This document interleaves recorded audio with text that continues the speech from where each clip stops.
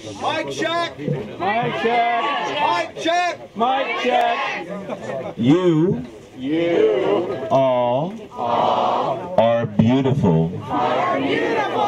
Caring, compassionate people to bring water, the source of all life, to people who need it. God bless you.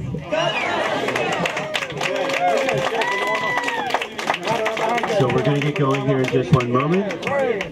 Thank you all for coming. We got one right here. Here we go. Here we go. Let's get this in here for Norma. How about one for Ron? Need any more chairs? Ron, I need a chair, Ron. Ron, give Ron a chair. Hold on. We're gonna get going here. We're gonna introduce Calin Riffle. Calin and I actually brought the first water buffalo here on Saturday ourselves. We picked it up at a Tractor Supply store in Vestal, New York. Filled it up at Lake Mocktails. Hold up higher. And we drove it here in a veggie oil powered truck. Then you got on the black box, first house on the left. David, back off the mic a little. Dave, back off the mic. Yeah, Back off the mic. somebody put the speakers back, so it won't work. It won't work. Just project. Talk to him directly. Okay! There we go. Here's Calin Riffle.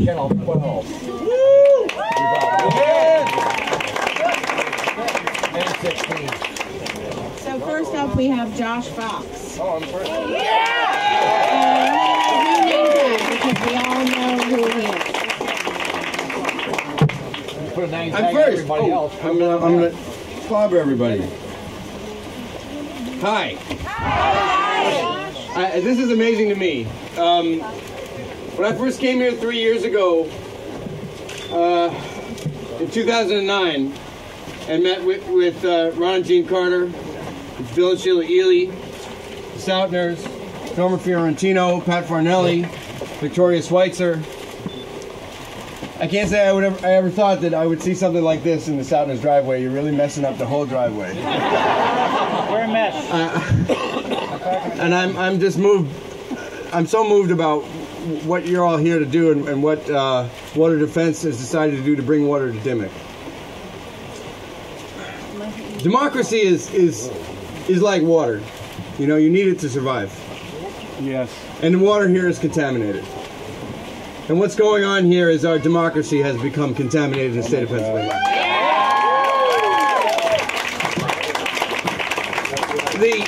Every single dollar of the $1.6 million that Tom Corbett took from the natural gas industry to win the state of Pennsylvania is a toxic dollar.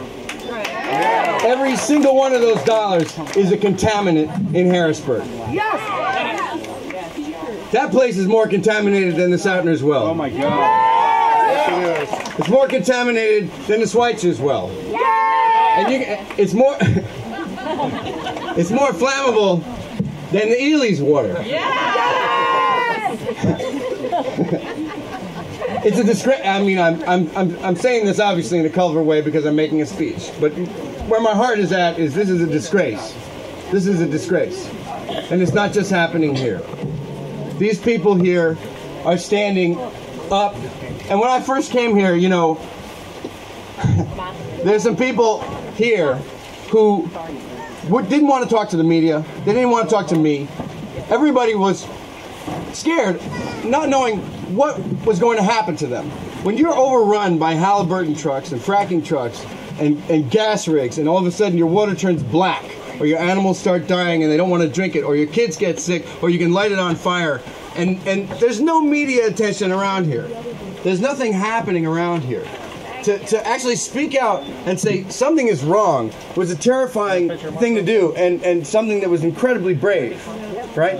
Incredibly brave. I remember how it took several times coming back and saying, really, I'm just from like 50 miles away. I don't really, oh, there goes the mic. I'm really good at blowing out. I'm good at blowing out mics. Ask Matt, he's right there. But what I want to say, though, is that there is no scientific reason why this water was pulled. There is nothing but politics going on here. This is a community on life support. In Pennsylvania, we have more private water wells than anywhere in the United States. 2.3 million people live off of water wells in Pennsylvania. I live off of one of them. When you've contaminated that water in the ground, you've taken away something very fundamental about Pennsylvania. And when you say that we're going to now remove the replacement water, the water buffaloes, we're taking the water out of the water buffaloes, the fastest growing species in the state. Right? And we're going to leave these people literally out to dry. You have betrayed our democracy. And that's why right now I'm calling for two things.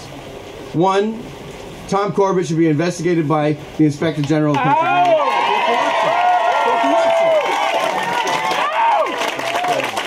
They're not going to get away with this in Dimock, and they're not going to get away with this in Washington County, in Fayette County, in Greene County, in Tioga County, in Susquehanna County, and in Bradford County. They're not going to get away with this. I have a letter with me from Lance Simmons, the special investigator from Ed Rendell, who came to Dimock and said these people need a water line. And John Hanger was in the church up the road, and he said these people need a water line, and we're going to pay for it, and we're going to sue Cabot to pay for it. And they were setting a precedent. They were setting a precedent in PA that says if you contaminate people's water, you have to pay for it. You have to restore that. It's the Pennsylvania Constitution. And the Corbett administration came in and they canceled it. The Corbett administration came in and they killed it. And they tell Craig Soutner, if you call the DEP one more time, we're going to arrest you. That is unconstitutional, and that is a human rights violation. That's it. And I have one brief story to share with you because I want to take up all this time. But I went to the PA DEP in Williamsport to do a file review the same week that Tom Corbett said that they were going to pull the water here. I wanted to find out what was in the files, what was in the science. Tell me why you pulled the water. I called them and they said they laid out the Dimock files on the table. There were 3 files. You got 2008 next to 2010, next to well records, next to emails, next to inspection reports, all out of order, no alphabetizing, nothing. I said, what is this? This is a mess. Where's everything else? There's no evidence here. There's one person working in the office. I happened to be there with a reporter that said, oh, you're looking at Dimock? Oh, well, check over there by the recycling bin. There's a whole bunch of boxes over there. I think they're Dimock. I found 7 boxes of files hiding over there by the recycling bin. Nobody in the office knew they were there. If I wanted to take a file out, I could have taken a file out. If I wanted to put a file in, I could have put a file in. It's total incompetence. And that is why they don't want the EPA in here.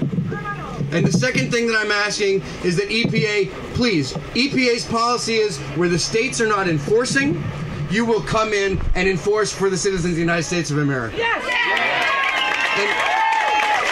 And Lisa Jackson, when we asked Lisa Jackson for a groundwater study, she did a groundwater study. When we asked her for harsher rules on air, she did that. When we asked her to look at wastewater, she did that. When we're asking her, Lisa Jackson, a person who's been working extremely hard on this issue, under a lot of fire from a lot of people, to please listen to us here today, come in, bring these people water, and do a thorough investigation, because our State Department of Environmental Protection is on the take.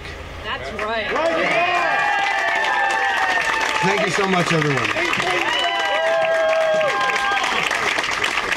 And by the way, David Braun is telling me that the water truck has just pulled up behind us. Is that the water truck? Is that it? That's amazing. Thank you, everybody, and thank you guys. And I love you guys, and you're my friends. I've known you for 3 years, and I'm not going anywhere. We're not going anywhere.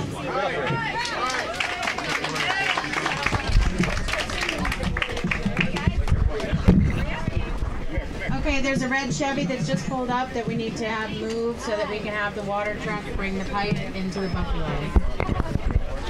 Next up is Victoria Switzer. She is a very outspoken resident of Carter Road, and she has been a pioneer on getting the word out about what has happened here to these people. Julia. Julia. Yay, Victoria! My hero! Merry Christmas. Merry Christmas. Peace peace on earth and goodwill to Cabot? If you live in this town, that's the way it is. I want them to rename this Cabot Township Cabotville, USA, because if you were around last night and you saw democracy in action at our township meeting, I swear to you, if there had been a rope, some of us would be hanging today. Had there been tar and feathers, I mean, it was like the Wild West. I mean, it was really scary. I'm not a timid person, and I'm not really deflected from my goal here to get my very dear friends' quality of life back that they lost when the gas company came to town. And you might not like what I say next, but you know, it's here. The industry is going to be here. You're not going to get rid of them, not very easily. And I'm not embracing them, but I am demanding an accountability. And I don't intend to stop, along with my dear friends here, until they step up to the accountability factor. You know, if you break it, fix it. We teach our children that. Don't hide the broken vase in the closet, because Mommy's going to find out. You know? They need to fix it. They need to come to each one of us and say, Gene, Ron, Carter, what can I do to restore your life to you? We're making billions of dollars here on your back. What do you need from us? That doesn't make us greedy or radical or terrible people. I'm so glad to see you all. I appreciate the fact that you're bringing us water.